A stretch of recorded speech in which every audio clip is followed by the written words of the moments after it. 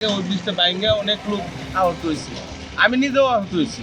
এই ব্রিজটা আমার হুদ্দর আপন জেলা তো ভাই জীবনের পঙ্গু হয়ে গেছে গা, ঠ্যাংটা কাইটা লাইন লাগছে নিচে পড়ে গিয়া।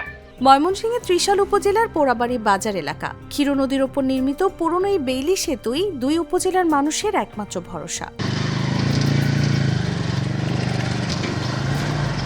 ৮০-র দশকে নির্মিত সেতুটি বহু বছর ব্যবহারে এখন ঝুঁকিপূর্ণ। দুলতে থাকা পাটাতন আর নড়বড়ে কাঠামো নিয়ে প্রতিদিনই চলছে পারাপার। এই ভোগান্তি দূর করতে ২০২২ সালে শুরু হয় নতুন সেতু নির্মাণ।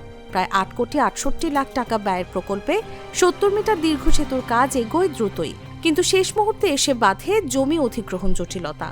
১৯.৫% জমি নিয়ে মালিকদের সঙ্গে সমঝোতা না হওয়ায় ১.৫ বছর ধরে বন্ধ রয়েছে কাজ। মাস দেড়েক আগে একজন লোক পড়ে গিয়ে আহত হয়েছি, ওই ব্রিজটা ভাঙে পড়ে যেতেছে, আমরা নিজেরাও আহত হয়েছি। তারপরে এই যে নতুন একটা ব্রিজ শুরু করছে, এই নতুন ব্রিজটা আজকে কতদিন ধরে ভরে রয়েছে, কোনো কাজকর্ম নাই। বাচ্চা কাচ্চা আসতে পারে না, পায়ে ব্যথা পায়। কিছুদিন আগে একটা মানুষ মারা গেছে, ঘোড়া পড়ে গিয়ে মূল্য। স্থানীয়দের অভিযোগ, ঝুঁকি জেনেও প্রতিদিন এই সেতু ব্যবহার করতে হচ্ছে। বিকল্প রাস্তা থাকলেও তা অনেক দূরে। আমার ৮০ বছরের বয়স বর্তমান, অনেক কষ্ট। এই যে একটা লোহাতে একটা ব্রিজ করছে, এই ব্রিজটার মধ্যে আমার হুদ্দর জেলা তো ভাই একটা পঙ্গু জীবনের পঙ্গু হয়ে গেছে গা।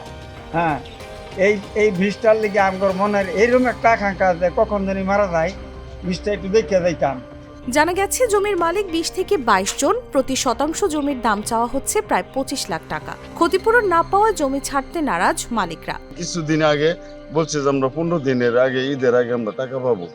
আমরা এখন তো চারি না পয়সা পাইছি না স্যার।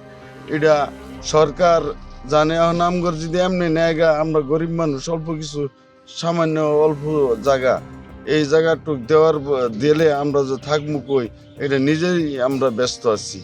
ঠিকাদারি প্রতিষ্ঠানের দাবি, জমি অধিগ্রহণ শেষ হলেই দ্রুত কাজ শেষ করা সম্ভব। এলজিইডি বলছে জমির মূল্য নির্ধারণের কাজ শেষ পর্যায়ে, শীঘ্রই জটিলতা কাটিয়ে কাজ শুরু হবে। মাত্র ১৯% জমির জট, অথচ থমকে আছে কোটি টাকার সেতু, ঝুঁকিতে লাখো মানুষের জীবন। সমাধান কবে, সেই অপেক্ষায় ত্রিশালবাসী।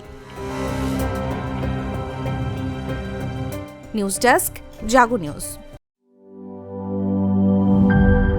Mr. Noodle.